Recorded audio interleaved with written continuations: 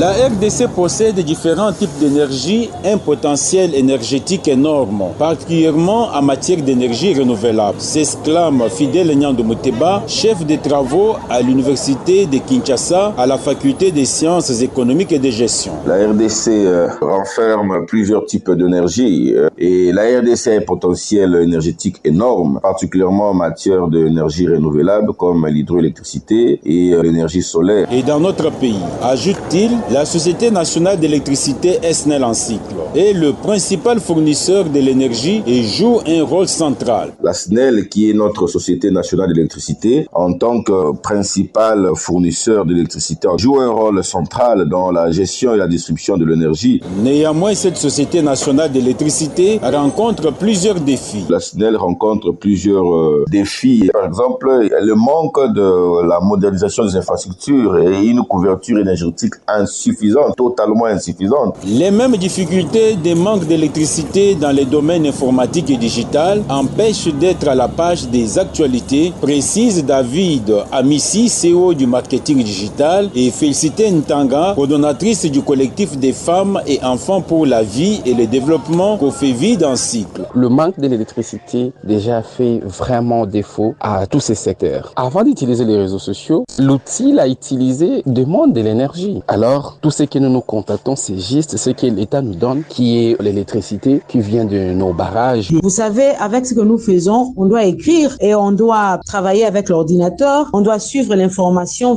Qui dit l'information par la voie des ondes, il faut avoir l'énergie électrique. Ce sont les mêmes pleurs. Pour la femme entrepreneur et coordonnatrice des jeunes volontaires, Salem Moutanda Élysée, qui ne sait à quel sens se vouer pour conserver les jus naturels des fruits et les produits laitiers comme les yaourts. Je souffre énormément du manque d'électricité. Nous avons un bureau en ville, mais même là aussi, il y a des coupures de courant, ce qui fait que notre travail est ralenti. Parfois, nous avons des mails à envoyer. Tout aujourd'hui se passe sur Internet. Produisons du yaourt. On sait bien que le produit laitier, ça se conserve au frais. Et lorsqu'il n'y a pas de courant, les produits laitiers périment. Ça se putréfie, on le perd. Face à cette panoplie de difficultés, les populations pensent qu'il est impérieux que la SNEL puisse s'appuyer sur le potentiel immense de la RDC en hydroélectricité, en intégrant des sources d'énergie renouvelables et collaborer avec les secteurs privés. Fidèle Nyando Muteba. Et en s'appuyant sur le potentiel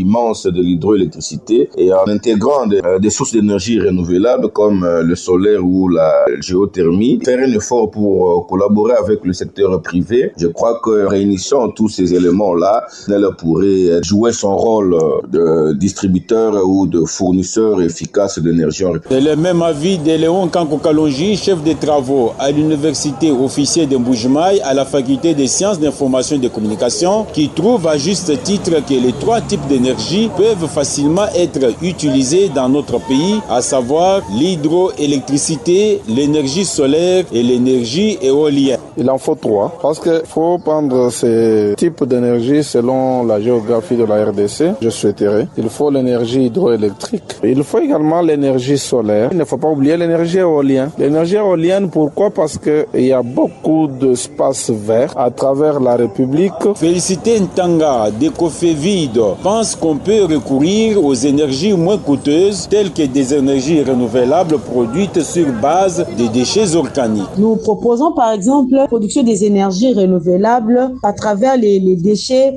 organiques. Et vous savez que la République démocratique du Congo est plus pratiquement la ville de Kinshasa produit beaucoup de déchets, tonnes et des tonnes. Capitaliser la production des déchets à travers des projets des communautés locales. Salem Moutanda Élysée opte pour les énergies renouvelables, car moins coûteuses et qui ne présentent aucune menace pour la santé publique.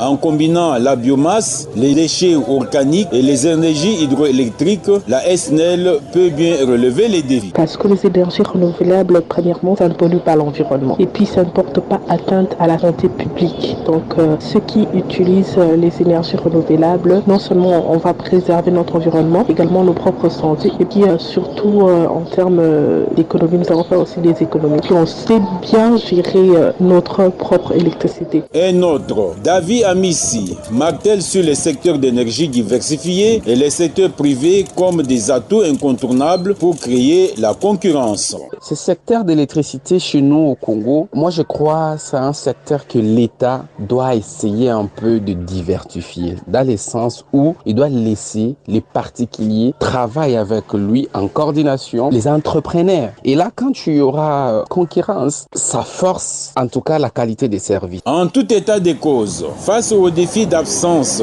d'électricité et d'insuffisance d'énergie, la SNEL peut compter à jouer un rôle important des distributeurs et fournisseurs efficaces si elle intègre dans son plan d'action les autres énergies renouvelables dans le seul but d'améliorer la qualité des services rendus.